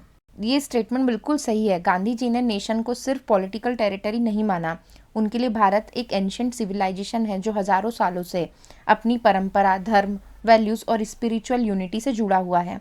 उन्होंने कहा कि इंडिया ब्रिटिश के आने से पहले भी एक नेशन था, क्योंकि कल्चरल यूनिटी थी, इसलिए उनका nationalism western style state based nationalism नहीं था, बल्कि सिविलाइजेशनल यूनिटी पर बेस्ड था। दूसरी स्टेटमेंट है, Hind Swaraj states that parliamentary democracy was necessary for the amelioration of the sufferings of Indian. ये स्टेटमेंट गलत है। गांधी जी ने ब्रिटिश पार्लियामेंट्री सिस्टम को स्टेराइल वुमेन और प्रोस्टिट्यूट तक कहा। उन्होंने कहा कि ब्रिटिश पार्लियामेंट अनस्टेबल है और मोरल अथॉरिटी से खाली है। उनके हिसाब से पार्लियामेंट्री डेमोक्रेसी इंडियंस के दुख दूर करने का सॉल्यूशन नहीं था। उनका फोकस था self rule through moral strength, ना कि वेस्टर्न रिप्रेजेंटेटिव इंस्टीट्यूशंस को ब्लाइंडली कॉपी करना। तो ये स्टेटमेंट गलत है, क्योंकि गांधी जी ने पार्लियामेंट्री डेमोक्रेसी को नेसेसरी नहीं माना था। तीसरी स्टेटमेंट है, Hind Swaraj argues that industrial capitalism was responsible for the immorality of society. तो ये स्टेटमेंट सही है। गांधी जी ने इंडस्ट्रियल कैपिटलिज्म को क्रिटिसाइज किया, क्योंकि उनके हिसाब से ये machine based production, greed, exploitation और इनक्वालिटी को बढ़ाता है। उन्होंने मैनचेस्टर टेक्सटाइल इंडस्ट्री का एग्जाम्पल दिया, जो इंडियन हैंडलूम को डिस्ट्रॉय कर रही थी। उनका मानना था कि इंडस्ट्रियल सिविलाइजेशन इंसान को मॉरल और स्पिरिचुअल पाथ से हटाकर मटेरियलिज्म की तरफ ले जाती है। तो इस क्वेश्चन का करेक्ट आंसर है 1 एंड 3 ओनली। नेक्स्ट क्वेश्चन देखिए, which of the following thinkers and movements influenced the development of Gandhi ji's political ideas. पहला इसमें ऑप्शन दिया हेनरी डेविड। इन्होंने सिविल डिसोबीडियंस ऐसे लिखा था, जिसमें उन्होंने अनजस्ट लॉज के खिलाफ पीसफुल रेजिस्टेंस की बात की। गांधी जी ने इस कंसेप्ट को अडॉप्ट करके उसको और डेवलप किया, जिसे हम सत्याग्रह कहते हैं। गांधी जी ने ओपनली माना था कि हेनरी डेविड के आइडियाज़ ने उनको इन्फ्लुएंस किया, स्पेशली लॉ को मॉरल बेसिस पर चैलेंज करने के कंसेप्ट ने। दूसरा दिया ऑप्शन जॉन रस्किन। तो रस्किन की बुक अनटू दिस लास्ट ने गांधी जी पर डीप इम्पैक्ट डाला। इस बुक से गांधी जी ने 3 इंपॉर्टेंट आइडियाज़ लिए। सब लोगों का लेवल इक्वल है, दूसरा सिंपल लिविंग, तीसरा वेलफेयर ऑफ ऑल यानी सर्वोदय कंसेप्ट। गांधी जी ने इस बुक का गुजराती ट्रांसलेशन भी किया था सर्वोदय नाम से। तीसरा इसमें ऑप्शन दिया जॉन मिल्टन। जॉन मिल्टन एक इंग्लिश पोएट थे, पैराडाइज लॉस्ट के ऑथर। उनका डायरेक्ट फिलोसॉफिकल या पॉलिटिकल इन्फ्लुएंस गांधी के मूवमेंट पर डॉक्यूमेंटेड नहीं है। एग्जाम में ये ऑप्शन इसलिए दिया जाता है क्योंकि कैंडिडेट कंफ्यूज हो जाते हैं वेस्टर्न थिंकर्स के नाम देखकर। लास्ट दिया जैनिज्म। तो गांधी गुजरात से थे, जहाँ जैन ट्रेडिशन स्ट्रॉन्ग था। जैनिज्म का कोर प्रिंसिपल है अहिंसा यानी नॉन वायलेंस। तो गांधी जी ने बचपन से जैन मॉन्क्स और उनकी टीचिंग्स देखी थी। अहिंसा का जो एक्सट्रीम मोरल फॉर्म गांधी के पॉलिटिक्स में दिखता है, वो जैन फिलोसॉफी से डीपली इन्फ्लुएंस्ड है। तो इस क्वेश्चन का करेक्ट आंसर है 1, 2 एंड 4 ओनली। नेक्स्ट क्वेश्चन देखिए, in Hind Swaraj Mahatma Gandhi was critical of railways because they are. देखिए, जब गांधी जी ने हिंद स्वराज लिखी तब उनका मेन टारगेट था मॉडर्न वेस्टर्न सिविलाइजेशन। रेलवेज उनके लिए सिर्फ ट्रांसपोर्ट का मीडियम नहीं था, वो सिंबल था मॉडर्न इंडस्ट्रियल सिस्टम का। उनका मानना था कि ब्रिटिश ने रेलवेज अपने फ़ायदे के लिए बनाई, इंडिया की सेवा के लिए नहीं। रेलवेज ने एक्सप्लॉयटेशन, सेंट्रलाइजेशन और डिसीज स्प्रेड को बढ़ावा दिया। और इसमें इंपॉर्टेंट बात यह है कि गांधी जी टेक्नोलॉजी के अगेंस्ट नहीं थे परमानेंटली, लेकिन उस समय उन्होंने रेलवेज को एक मॉरल और सोशल प्रॉब्लम के रूप में देखा। अब हम ऑप्शंस देख लेते हैं। पहला है कैरीज ऑफ प्लेग जम्प्स। तो गांधी जी ने कहा था कि रेलवेज ने प्लेग जैसे डिजीज़ को एक जगह से दूसरी जगह रैपिडली स्प्रेड करने में हेल्प की। पहले डिसीज़ लोकलाइज्ड रहते थे, लेकिन फास्ट ट्रांसपोर्ट सिस्टम ने उनको पूरे देश में फैला दिया। तो उनका आर्ग्यूमेंट था कि स्पीड ऑफ ट्रेवल ने डिजीज ट्रांसमिशन को डेंजरस बना दिया, इसलिए ये सही है। दूसरी स्टेटमेंट है instruments for frequency of famines. Gandhi का मानना था कि रेलवेज ने फेमाइन को कम नहीं किया बल्कि बढ़ाया, क्योंकि ब्रिटिश लीडर्स ग्रेन को प्रॉफिट के लिए एक रीजन से दूसरे रीजन एक्सपोर्ट कर देते थे। लोकल लोगों को फूड शॉर्टेज होती थी, पर ग्रेन मार्केट के थ्रू बाहर चला जाता था। इस तरह रेलवे एक्सप्लॉयटेशन का टूल बन गया। तो ये भी सही है। तीसरी स्टेटमेंट है responsible for creating class division in the society. तो रेलवेज ने इकोनॉमिक सेंट्रलाइजेशन और मार्केट इकोनॉमी को स्ट्रॉन्ग किया। इससे रिच मर्चेंट्स और ब्रिटिश कैपिटलिस्ट को फायदा हुआ, जबकि लोकल आर्टिजन्स और पुअर लोग सफ़र हुए। गांधी का मानना था कि मॉडर्न ट्रांसपोर्ट सिस्टम ने traditional village based equal society को तोड़ दिया और इकोनॉमिक इनइक्वालिटी बढ़ाई। तो ये भी सही है। लास्ट स्टेटमेंट है एक्सीडेंट प्रोन। तो गांधी ने हिंद स्वराज में रेल एक्सीडेंट को मेन क्रिटिसिज्म का पॉइंट नहीं बनाया। उनका फोकस मोरल, इकोनॉमिक और सोशल इम्पैक्ट पर था, सेफ्टी इशू पर नहीं। तो ये स्टेटमेंट गलत है। इस क्वेश्चन का करेक्ट आंसर है 1, 2 एंड 3। नेक्स्ट क्वेश्चन देखिए, which one of the following statement about India's independence is are correct. पहली स्टेटमेंट है the formal transfer of power on 15 August 1947 heralding India's independence was announced by Lord Mountbatten. तो British government ने decide किया था कि 15 अगस्त को power transfer होगा। इस प्रोसेस को ऑफिशियली कंडक्ट और डिक्लेयर करने का काम लास्ट वाइस रॉय ने किया। माउंटबेटन ने सेरेमनी में इंडियन लीडर्स को अथॉरिटी ट्रांसफ़र की, इसलिए हिस्टोरिकल रिकॉर्ड के हिसाब से फॉर्मल ट्रांसफ़र उन्हीं के थ्रू अनाउंस हुआ था। तो ये स्टेटमेंट सही है। दूसरी स्टेटमेंट है Mahatma Gandhi was not present at the festivities in the capital on 15 August 1947। तो 15 अगस्त की रात जब दिल्ली में कॉन्स्टिट्यूएंट असेंबली सेशन हुआ और जवाहरलाल नेहरू ने स्पीच दी, तब गांधी जी वहाँ प्रेजेंट नहीं थे। वो बंगाल में हिंदू मुस्लिम वायलेंस को रोकने में लगे हुए थे। उन्होंने सेलिब्रेशंस अवॉइड किए, क्योंकि उनका मानना था कि जब देश में खून खराबा हो रहा हो तब सेलिब्रेशन का क्या मतलब है। तो ये स्टेटमेंट भी सही है। इस क्वेश्चन का करेक्ट आंसर है बोथ 1 एंड 2। नेक्स्ट क्वेश्चन देखिए, इसमें लिस्ट 1 को लिस्ट 2 से मैच करना है। लिस्ट 1 में पर्सन दिए गए हैं और लिस्ट 2 में एसोसिएशन दी गई है। सबसे पहला है गोपाल कृष्ण गोखले। इसका करेक्ट मैच है servant of India society. Gopal Krishna Gokhale moderate leader थे और सोशल रिफॉर्म में बिलीव करते थे। 1905 में उन्होंने servant of India society establish की थी। इसका एम था एजुकेटेड इंडियंस को ट्रेन करना ताकि वो नेशन की सेल्फलेस सर्विस कर सकें। उनका अप्रोच कॉन्स्टिट्यूशनल और ग्रेजुअल रिफॉर्म का था। दूसरा इसमें दिया है मदन मोहन मालवीय। इसका करेक्ट मैच है बनारस हिंदू यूनिवर्सिटी। मदन मोहन मालवीय एजुकेशन के स्ट्रॉन्ग सपोर्टर थे। उन्होंने 1916 में बनारस हिंदू यूनिवर्सिटी एस्टेब्लिश करने में मेन रोल प्ले किया। ये एक मेजर नेशनलिस्ट एजुकेशनल इंस्टीट्यूशन था जिसका एम था इंडियन वैल्यूज़ के साथ मॉडर्न एजुकेशन देना। थर्ड इसमें दिया है सी राजगोपालचारी। तो इसका करेक्ट मैच है स्वतंत्र पार्टी। सी राजगोपालचारी इंडिपेंडेंट इंडिया के प्रोमिनेंट लीडर थे और लेटर गवर्नर जनरल भी बने। 1960 में उन्होंने स्वतंत्रता पार्टी एस्टेब्लिश की, जो कांग्रेस की सोशलिस्ट पॉलिसीज के अगेंस्ट थी और फ्री मार्केट इकोनॉमी सपोर्ट करती थी। लास्ट दिया है वीडी सावरकर। इसका करेक्ट मैच है free India society. Vinayak Damodar Savarkar revolutionary nationalist थे। उन्होंने लंदन में 1904 में फ्री इंडिया सोसाइटी एस्टेब्लिश की थी, जो रिवॉल्यूशनरी एक्टिविटीज़ और नेशनलिस्ट आइडियाज़ को प्रमोट करती थी। नेक्स्ट क्वेश्चन देखिए, which of the following movements were led by Mahatma Gandhi. पहला तो इसमें दिया है चंपारण मूवमेंट। ये 1917 में हुआ था। गांधी जी का इंडिया में पहला सक्सेसफुल सत्याग्रह था। बिहार के चंपारण डिस्ट्रिक्ट में इंडिगो फार्मर्स को ब्रिटिश प्लांटर्स 3 कठिया सिस्टम के थ्रू ज़बरदस्ती इंडिगो उगाने पर मजबूर कर रहे थे। गांधी ने वहां जाकर पीसफुल प्रोटेस्ट ऑर्गेनाइज किया और इंक्वायरी करवाई। ये मूवमेंट उनकी लीडरशिप को नेशनल लेवल पर एस्टेब्लिश करता है। दूसरा दिया है इसमें सॉल्ट सत्याग्रह, जो कि 1930 में हुआ था। सिविल डिसोबीडियंस मूवमेंट का बिगनिंग था। गांधी ने डांडी मार्च करके ब्रिटिश सॉल्ट लॉ को चैलेंज किया। सॉल्ट एक बेसिक नेसेसिटी थी और ब्रिटिश उस पर टैक्स लगाते थे। इस सिंबॉलिक इशू ने पूरे देश को मोबिलाइज कर दिया था। तीसरा दिया क्विट इंडिया मूवमेंट, जो कि हुआ था 1942 में। वर्ल्ड वॉर 2 के दौरान लॉन्च हुआ था। गांधी ने स्लोगन दिया डू और डाई। इसका ऑब्जेक्टिव था ब्रिटिश को तुरंत इंडिया छोड़ने पर मजबूर करना। ये मूवमेंट वॉयलेंट रिप्रेशन फेस करता है, पर इसने ब्रिटिश को क्लियर सिग्नल दे दिया कि उनका रूल ज़्यादा देर सस्टेन नहीं होगा। लास्ट इसमें दिया हुआ तेभागा मूवमेंट, ये 1946 और 47 में हुआ था और गांधी जी के लीडरशिप में नहीं था।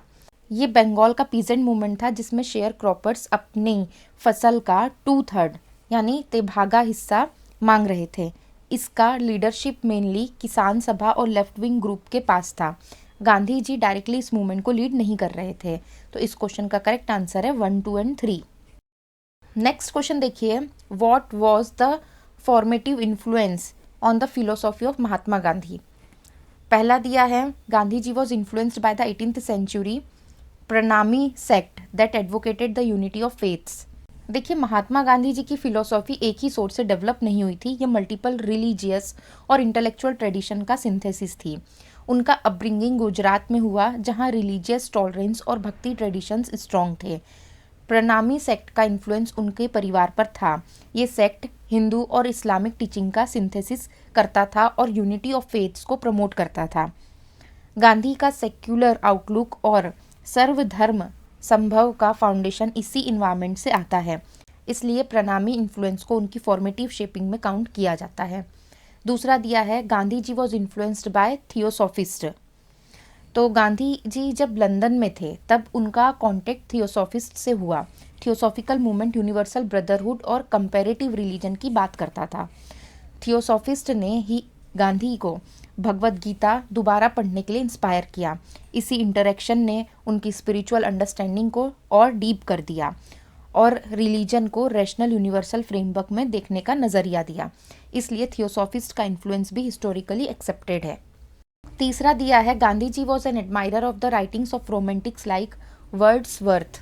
रोमांटिक पोएट्स जैसे वर्ड्सवर्थ के राइटिंग से गांधी जी डायरेक्टली इन्फ्लुएंस्ड थे, इसका स्ट्रॉन्ग हिस्टोरिकल एविडेंस नहीं मिलता। गांधी जी का फोकस मॉरल फिलोसॉफी, रिलीजन और सोशो पॉलिटिकल एथिक्स पर था, ना कि रोमांटिक लिटरेरी एडमायरेशन पर, इसलिए ये स्टेटमेंट गलत है। तो इस क्वेश्चन का करेक्ट आंसर है 1 and 2 ओनली। नेक्स्ट क्वेश्चन देखिए, which of the following statement with regard to the speech of Mahatma Gandhi at the opening of BHU यानी Banaras Hindu university are correct. पहला स्टेटमेंट दिया, he charged the Indian elite with the lack of concern for the labouring poor. ये हमने पहले भी देख लिया है और स्टेटमेंट सही है, फिर भी बता देती हूँ। 1916 में महात्मा गांधी ने BHU के इनॉग्रेशन पर एक बोल्ड और कंट्रोवर्शियल स्पीच दी थी। उस वक्त स्टेज पर प्रिंसेस, जमींदार्स और इंडियन एलाइट प्रेजेंट थे। गांधी जी ने डायरेक्टली उन पर अटैक किया कि जब देश में गरीबी और एक्सप्लॉयटेशन है तब इतनी शान शौकत और ज्वेलरी डिस्प्ले करना ही गलत है। उन्होंने इंडियन एलाइट को क्रिटिसाइज किया कि उनका कनेक्शन लेबरिंग पुअर से टूट चुका है, इसलिए ये पहला स्टेटमेंट बिल्कुल सही है। दूसरा दिया इसमें, he asserted that our salvation can come only through the farmers. तो इसी स्पीच में गांधी जी ने ये भी एम्फेसाइज किया कि इंडिया का फ्यूचर और रियल स्ट्रेंथ विलेजेस में है। उन्होंने कहा कि देश की मुक्ति अर्बन एलाइट से नहीं बल्कि फार्मर्स और ऑर्डिनरी मासेस से आएगी। उनका क्लियर मैसेज था कि जब तक गांव अपलिफ्ट नहीं होंगे तब तक ट्रू फ्रीडम पॉसिबल नहीं है, इसलिए दूसरा स्टेटमेंट भी सही है। थर्ड दिया है, he highlighted the plight of the untouchables. इस पर्टिकुलर स्पीच का मेन फोकस अनटचेबिलिटी इशू पर नहीं था। गांधी जी ने अपने लेटर कैंपेन्स में अनटचेबिलिटी के खिलाफ स्ट्रॉन्ग स्टैंड लिया, लेकिन BHU स्पीच का कोर थीम था एलाइट, हाइपोक्रेसी और मास बेस्ड नेशनलिज्म, इसलिए तीसरा स्टेटमेंट इस कंटेक्स्ट में करेक्ट नहीं माना जाता। लास्ट स्टेटमेंट दिया, he promise to take up the cause of the mill owners of Ahmedabad. ये फोर्थ स्टेटमेंट भी क्लियरली गलत है, क्योंकि अहमदाबाद मिल ऑनर्स का इशू 1918 के लेबर डिस्प्यूट से रिलेटेड था जो बाद में आया। तो इस क्वेश्चन का करेक्ट आंसर है 1 and 2 ओनली। नेक्स्ट क्वेश्चन देखिए, इसमें लिस्ट 1 में एक्ट और इवेंट दिया है और लिस्ट 2 में ईयर दिया है, इनको मैच करना है। पहला दिया है राउलेट एक्ट, ये 1919 में आया था। ब्रिटिश गवर्नमेंट ने वर्ल्ड वॉर 1 के बाद पास किया था। इस एक्ट ने गवर्नमेंट को एक्स्ट्राऑर्डिनरी पावर्स दे दिए थे, जैसे बिना ट्रायल के अरेस्ट करना। इसके खिलाफ गांधी जी ने नेशन वाइड प्रोटेस्ट लॉन्च किया। ये एक्ट डायरेक्टली 1919 से रिलेटेड है और इसी साल जलियनवाला बाग ट्रेजेडी भी हुई थी। दूसरा दिया है सॉल्ट मार्च। तो 12 मार्च 1930 को गांधी जी ने साबरमती से डांडी तक मार्च स्टार्ट किया और 6 अप्रैल 1930 को सॉल्ट लॉ ब्रेक किया। ये मूवमेंट ब्रिटिश सॉल्ट टैक्स के अगेंस्ट था और मास मोबिलाइजेशन का पावरफुल एग्जाम्पल बना, इसलिए इसका ईयर 1930 है। तीसरा दिया है चौरी चौरा इंसिडेंट। तो नॉन कॉपरेशन मूवमेंट के दौरान उत्तर प्रदेश के चौरी चौरा में वॉयलेंट इंसिडेंट हुआ, जहां प्रोटेस्टर्स ने पुलिस स्टेशन जला दिया। इस वॉयलेंस के बाद गांधी ने मूवमेंट विड्रॉ कर लिया। ये इंसिडेंट फरवरी 1922 में हुआ था, इसलिए इसका करेक्ट आंसर 1922 है। लास्ट दिया है सेकेंड राउंड टेबल कॉन्फ्रेंस। तो लंदन में 1931 में हुई थी। गांधी जी इस कॉन्फ्रेंस में इंडियन नेशनल कांग्रेस के सोल रिप्रेजेंटेटिव के रूप में गए थे। इसका कंटेक्स्ट गांधी इरविन पैक्ट के बाद का था, इसलिए इसका करेक्ट ईयर है 1931। नेक्स्ट क्वेश्चन देखिए, which of the following statement about Mahatma Gandhi South African experiences 1893 to 1914 is are true. पहली स्टेटमेंट है Muslim merchants were actively involved in Gandhian political movements in South Africa. तो इसको समझने के लिए आपको पहले बैकग्राउंड समझना जरूरी है। साउथ अफ्रीका गांधी जी के पॉलिटिकल और आइडियोलॉजिकल डेवलपमेंट का लेबोरेटरी था। 1893 में जब गांधी जी एक लीगल केस के लिए नटाल गए, तब उन्होंने वहाँ रेशियल डिस्क्रिमिनेशन एक्सपीरियंस किया। रेलवे स्टेशन का इंसिडेंट उनकी लाइफ का टर्निंग पॉइंट बना। इसी ह्यूमिलिएशन ने उन्हें सिर्फ लॉयर से पॉलिटिकल एक्टिविस्ट बना दिया। वहाँ Indian community mainly traders, merchants और इंडेंजर्ड लेबर्स में डिवाइडेड थी। गुजराती मुस्लिम मर्चेंट्स जैसे दादा अब्दुल्ला ने गांधी को सपोर्ट किया। उन्होंने गांधी को सिर्फ केस के लिए इनवाइट नहीं किया था, बल्कि बाद में पॉलिटिकल स्ट्रगल में भी साथ दिया। 1894 में गांधी जी ने नटाल इंडियन कांग्रेस इस्टेब्लिश की, जिसमें हिंदू और मुस्लिम दोनों मर्चेंट्स एक्टिवली पार्टिसिपेट करते थे, और ये साउथ अफ्रीका का पहला ऑर्गेनाइज्ड इंडियन पॉलिटिकल प्लेटफॉर्म था। तो पहली स्टेटमेंट तो करेक्ट है। दूसरी दी है, in 1906 Gandhi led a campaign in a Cape Town against the ordinance on compulsory registration and passes for Indians. 1906 का एजिटेशन साउथ अफ्रीका पॉलिटिक्स में लैंडमार्क था, क्योंकि इसी फेज में गांधी जी ने सत्याग्रह का फर्स्ट प्रैक्टिकल यूज किया। लेकिन ये एजिटेशन केप टाउन में नहीं हुआ था, ये ट्रांसवाल रीजन में हुआ, जहां एशियाटिक रजिस्ट्रेशन एक्ट लागू हुआ था। केप टाउन जो मेंशन किया गया है ये फैक्चुअली गलत है, और यूपीएस सीडीएस जैसी एग्जाम में ऐसे ही लोकेशन चेंज करके स्टेटमेंट को इनकरेक्ट बना दिया जाता है। तीसरी स्टेटमेंट है, Gandhi begin his political career with struggles against the imposition of excessive taxes on Indians in a Cape town. Gandhi का पॉलिटिकल अवेकनिंग रेशियल डिस्क्रिमिनेशन के खिलाफ हुआ था, जैसे रेलवे इंसिडेंट और कोर्ट में टर्बन उतारने का ऑर्डर। उन्होंने शुरुआत में पेटिशंस, रिप्रेजेंटेशंस और लीगल एक्टिविज्म के थ्रू सिविल राइट्स की लड़ाई शुरू की। एक्सेसिव टैक्स का इशू लेटर स्टेज में प्रोमिनेंट हुआ, स्पेशली इंडेंजर्ड लेबर्स के कंटेक्स्ट में। इसलिए ये कहना कि उनका पॉलिटिकल करियर टैक्स स्ट्रगल से शुरू हुआ था, ये गलत है। तो इस क्वेश्चन का करेक्ट आंसर है 1 ओनली।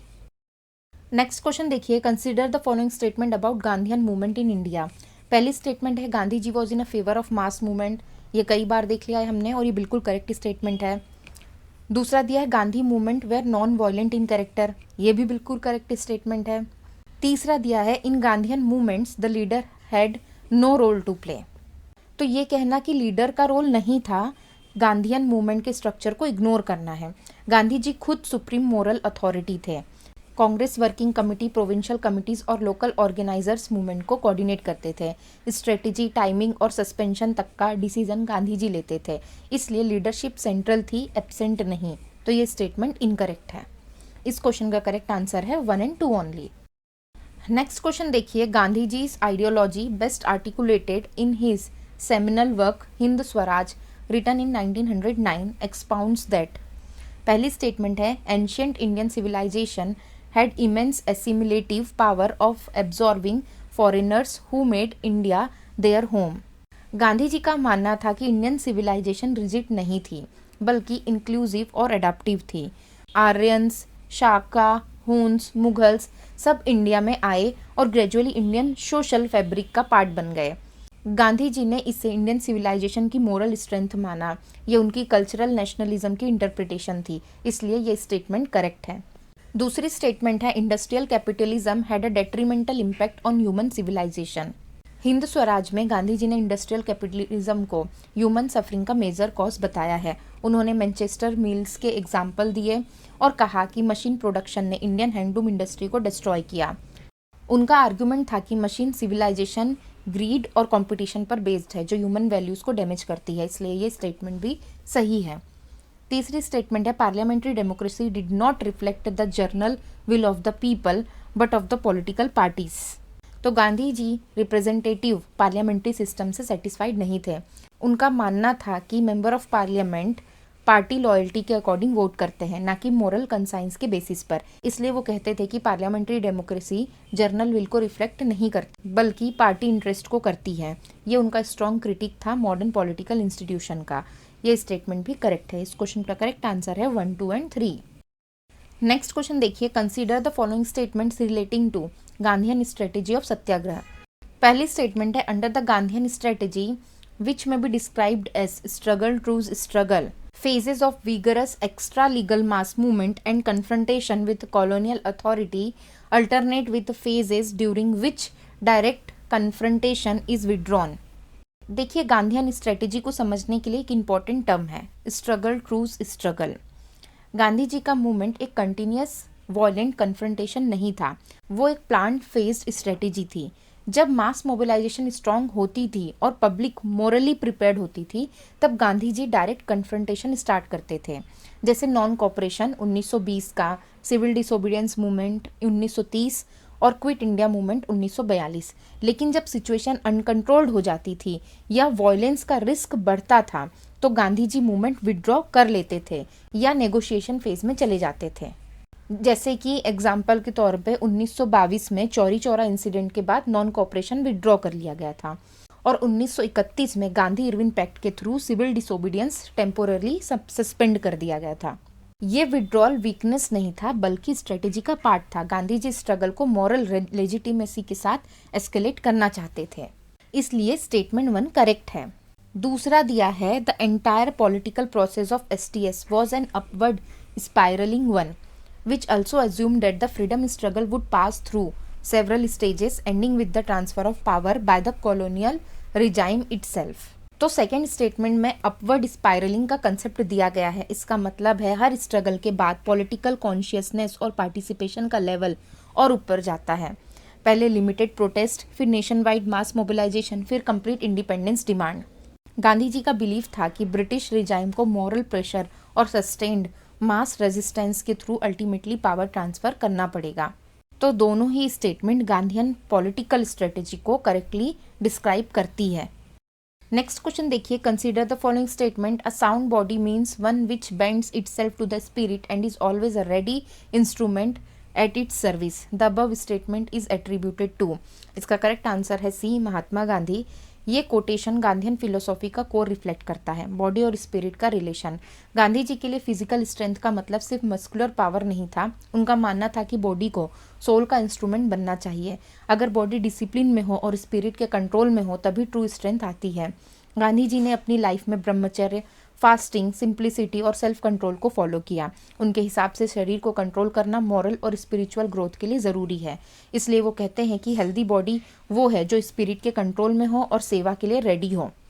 नेक्स्ट क्वेश्चन देखिए, कंसीडर द फॉलोइंग स्टेटमेंट। पहली स्टेटमेंट है in Hind Swaraj Mahatma Gandhi formulates a conception of good life for the individual as well as the society. तो स्टेटमेंट 1 का कोर आइडिया है गुड लाइफ। गांधी जी के लिए गुड लाइफ का मतलब था self control, moral restraint, simplicity और स्पिरिचुअल ग्राउंडिंग। वो कहते हैं कि रियल सिविलाइजेशन वो है जो डिज़ायर्स को लिमिट करे, ना कि उन्हें मल्टीप्लाई करे। ये सिर्फ इंडिविजुअल के लिए नहीं, सोसाइटी के लिए भी उनका मॉडल था। Decentralised village republics, self sufficiency और मोरल पॉलिटिक्स, इसलिए ये स्टेटमेंट बिल्कुल सही है। दूसरी स्टेटमेंट है Hind Swaraj was the outcome of the experience of Gandhi's prolonged struggle against colonial Raj in India. अब सेकेंड स्टेटमेंट में कहा गया कि ये बुक इंडिया में कॉलोनियल राज के अगेंस्ट प्रोलॉन्ग स्ट्रगल का रिजल्ट है। ये गलत है। जब गांधी जी ने हिंद स्वराज लिखी तब उन्होंने इंडिया में मास पॉलिटिकल स्ट्रगल स्टार्ट ही नहीं किया था। 1915 में वो परमानेंटली इंडिया आए थे और उसके बाद चंपारण, 1917 खेड़ा, अहमदाबाद, ये सब मूवमेंट शुरू हुए। हिंद स्वराज ज़्यादातर साउथ अफ्रीका के एक्सपीरियंसेस और वेस्टर्न मॉडर्निटी के ऑब्जर्वेशन का रिजल्ट थी, ना कि इंडिया के प्रोलॉन्ग्ड फ्रीडम स्ट्रगल का। इसलिए स्टेटमेंट सेकंड इनकरेक्ट है। इस क्वेश्चन का करेक्ट आंसर है 1 ओनली। नेक्स्ट क्वेश्चन देखिए, which of the following statement on Gandhian movement is not correct. पहला स्टेटमेंट है Mahatma Gandhi was in a favour of mass struggle. ये रिपीट की गई स्टेटमेंट है, हमें पता है करेक्ट है। दूसरा दिया है Gandhian movement were non violent in nature, ये भी करेक्ट है। तीसरा दिया in Gandhian movement leadership had no role. ये स्टेटमेंट गलत है क्योंकि ऐसी सेम ही स्टेटमेंट हमने लास्ट क्वेश्चन में देख ली है और क्वेश्चन में पूछा था कौन सा करेक्ट नहीं है, तो इस क्वेश्चन का करेक्ट आंसर सी है। नेक्स्ट क्वेश्चन है, who of the following founded the Ahmedabad textile labour association. तो अहमदाबाद टेक्सटाइल लेबर एसोसिएशन का बैकग्राउंड 1918 के अहमदाबाद मिल स्ट्राइक से जुड़ा हुआ है। ये गांधी जी का इंडिया में अर्ली लेबर मूवमेंट एक्सपीरियंस था जब मिल वर्कर्स और मिल ओनर्स के बीच प्लेग बोनस और वेज डिस्प्यूट हुआ। तब गांधी जी ने वर्कर्स का सपोर्ट किया, लेकिन नॉन वायलेंट और डिसिप्लिन तरीके से। इस मूवमेंट में गांधी जी ने हंगर स्ट्राइक का यूज़ किया ताकि दोनों पार्टीज मोरल प्रेशर फील करें। ये स्ट्राइक सक्सेसफुल हुई और वर्कर्स को वेज इंक्रीज मिला। इसी एक्सपीरियंस के बाद अहमदाबाद में एक ऑर्गेनाइज्ड लेबर यूनियन एस्टेब्लिश की गई जिसे अहमदाबाद टेक्सटाइल लेबर एसोसिएशन कहा गया, यानी मजदूर महाजन संघ। इस एसोसिएशन का पर्पस था लेबर और कैपिटल के बीच कोऑपरेटिव रिलेशनशिप बनाना। गांधी जी क्लास कॉन्फ्लिक्ट के सपोर्टर नहीं थे। उनका मानना था कि वर्कर और एम्प्लॉयज के बीच ट्रस्ट और आर्बिट्रेशन से डिस्प्यूट सॉल्व होना चाहिए। नेक्स्ट क्वेश्चन देखिए, on whose advice did Gandhi ji spend a year travelling around India in 1915 and 16। इसका करेक्ट आंसर है सी, जी के गोखले। गांधी जी जनवरी 1915 में साउथ अफ्रीका से इंडिया वापस आए। उस टाइम तक वो इंटरनेशनली नोन लीडर बन चुके थे, लेकिन इंडिया के ग्राउंड रियलिटीज से डायरेक्टली फैमिलियर नहीं थे। उनके पॉलिटिकल मेंटर थे गोपाल कृष्ण गोखले। गोखले मॉडरेट लीडर थे और इंडियन नेशनल कांग्रेस के सीनियर स्टेट्समैन थे।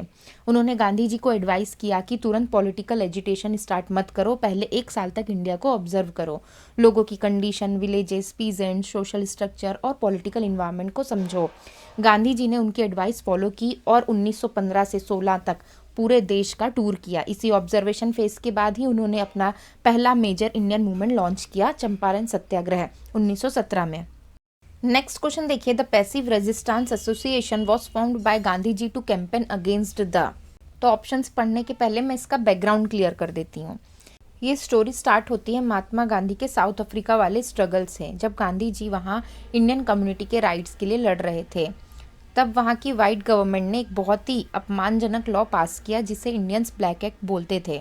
इस लॉ के अंडर हर इंडियंस को कंपलसरी रजिस्ट्रेशन सर्टिफिकेट लेना पड़ता था, फिंगरप्रिंट्स देने पड़ते थे और पुलिस जब चाहे सर्टिफिकेट चेक कर सकती थी। अगर सर्टिफिकेट ना हो तो जेल या डिपोटेशन। ये डायरेक्ट इंसल्ट था इंडियन डिग्निटी का। तब गांधी जी ने एक ऑर्गेनाइजेशन बनाई, पैसिव रेजिस्टेंस एसोसिएशन, जिसका मेन एम था इस अनजस्ट रजिस्ट्रेशन लॉ का शांतिपूर्ण विरोध करना। यहीं से सत्याग्रह की शुरुआत होती है। तो इस क्वेश्चन का करेक्ट आंसर है A, certificate of registration imposed compulsorily on Indians in South Africa. Next question देखिए, who among the following Gandhian followers was a teacher by profession.